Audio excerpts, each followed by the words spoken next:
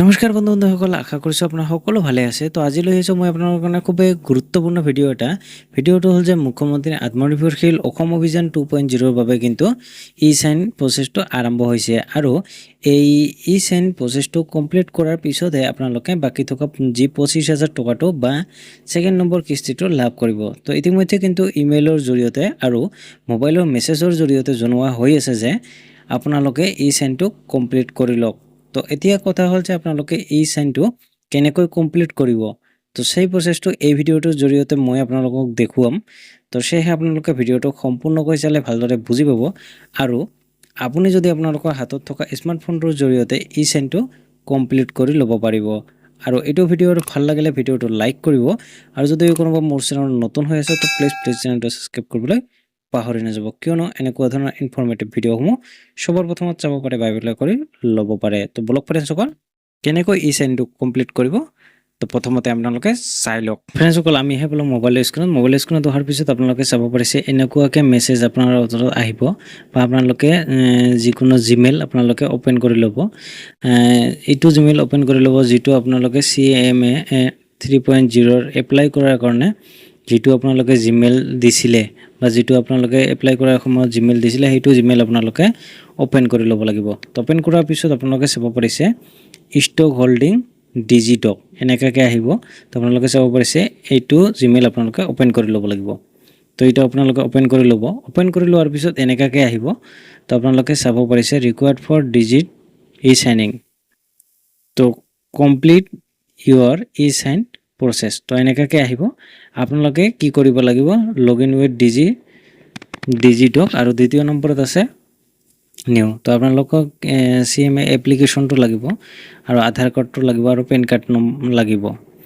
তো ইয়াৰ কাৰণে মই এইটো চাব নোৱাৰিছোঁ। তো ইয়াত মই মোবাইলটো ভাৰ্টিকেল মোডত লৈ ল'ম। তো ভাৰ্টিকেল মোড আপোনালোকেও ভাৰ্টিকেল মোডত লৈ ল'ব। তো ভাৰ্টিকেল মোডত লোৱাৰ পিছত এনেকুৱাকৈ আপোনালোকৰ এপ্লিকেশ্যন নম্বৰটো আহি যাব। আপোনালোকে এপ্লিকেশ্যন নম্বৰটো আপোনালোকে প্ৰথমতে কপি কৰি ল'ব। তো কপি কৰি লোৱাৰ পিছত স্ক্ৰল ডাউন কৰি যাব। তো স্ক্ৰল ডাউন কৰি যোৱাৰ পিছত আপোনালোকে চাব পাৰিছে কমপ্লিট EKYC ইউৰ ই চাইন প্ৰচেছ। তো এই নাম্বাৰ অলৰেডি ৰেজিষ্টাৰ্ড আৰু 2 নম্বৰ নিউ ইউজাৰ। তো লগ ইন টু ডিজিটক আৰু ষ্টাৰ্ট EKYC প্ৰচেছ। তো আপোনালোকে নিউ ইউজাৰ হয় এইকাৰণে EKYC প্ৰচেছটো নিউ ইউজাৰত ক্লিক কৰিব। তো ক্লিক কৰাৰ পিছত ইয়াত আপোনালোকে কি কৰিব লাগিব, ইণ্টাৰ ইউৰ এপ্লিকেশ্যন নাম্বাৰ। তো আপোনালোকৰ এপ্লিকেশ্যন নাম্বাৰ আৰু চিটিজেন মোবাইল নম্বৰ আৰু চিটিজেন পান নাম্বাৰ য'ত আপোনালোকে বহুৱাব লাগিব। তো মোবাইলৰ জৰিয়তে মই কৰি আপোনালোকক দেখুৱাই আছোঁ। তো এনেকুৱাকৈ আপোনালোকে সকলোখিনি বহুৱাব। তো বহুৱাৰ পিছত চাৰ্চ অপশ্যনত ক্লিক কৰিব। তো চাৰ্চ অপশ্যনত যেতিয়া আপোনালোকে ক্লিক কৰিব, ক্লিক কৰাৰ পিছত আপোনালোকৰ এনেকুৱাকৈ সকলোখিনি ডিটেইলছ ইয়াত আহি যাব। আপোনাৰ application number, citizen mobile number, PAN number, Aadhaar number, email সকলোখিনি অহাৰ পিছত আপোনালোকে কি কৰিব, ইণ্ডিকেট ছিগনেচাৰ ইয়াত আপোনালোকে ক্লিক কৰিব। তো ক্লিক কৰাৰ লগে লগে এনেকুৱাকৈ আহি যাব। আপোনালোকে এইখন আপোনালোকৰ এপ্লিকেশ্যন হয়, এইখনে মেইন হয় আপোনালোকৰ এগ্ৰিমেণ্টখন হয়। তাৰপিছত আপোনালোকৰ কি কৰিব লাগিব, নিচত আপোনালোকে চাব পাৰিছে please sign in Euro document. তো ষ্টেট ছিগনেচাৰ ইয়াত আৰু এবাৰ ক্লিক কৰিব লাগিব। তো আৰু এবাৰ ক্লিক কৰাৰ লগে লগে নতুনকৈ আৰু এটা পেজ এনেকৈ খোল খাব। ইয়াত আপোনালোকে টিক চিন কৰিব। কৰাৰ পিছত ইয়াৰ VID বা আধাৰ, ইয়াত আপোনালোকে আধাৰ নম্বৰটো বহুৱাব।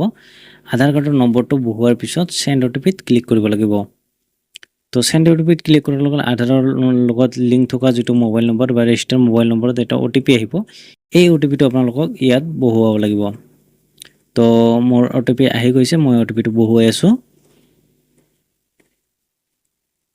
তো OTPটো বহুৱাই ভেৰিফাই অপশ্যনত ক্লিক কৰিব। ভেৰিফাই অপশ্যনত ক্লিক কৰাৰ লগে লগে এনেকুৱাকৈ thanks for your send the document এনেকুৱাকৈ আহিব। আপোনালোকে ভেৰিফাই হৈ গৈছে।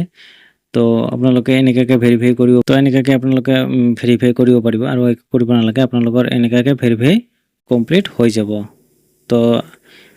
তো ফ্ৰেণ্ডসকল আজিৰ ভিডিঅ'ত ইমানখিনিয়ে। আশা কৰিছোঁ ভিডিঅ'টো চাই ভাল লাগিছে। যদি ভিডিঅ'টো চাই ভাল লাগে ভিডিঅ'টো লাইক কৰিব আৰু যদি মোৰ চেনেলত নতুন হৈ আছে তো প্লিজ চেনেলটো ছাবস্ক্ৰাইব কৰিবলৈ পাহৰি নাযাব, কিয়নো এনেকুৱা ধৰণৰ ইনফৰ্মেটিভ ভিডিঅ'সমূহ সবৰ প্ৰথমত চাব পাৰে বা এপ্লাই কৰি ল'ব পাৰে। তো ফ্ৰেণ্ডসকল লগ পাম নেক্সট ভিডিঅ'ত।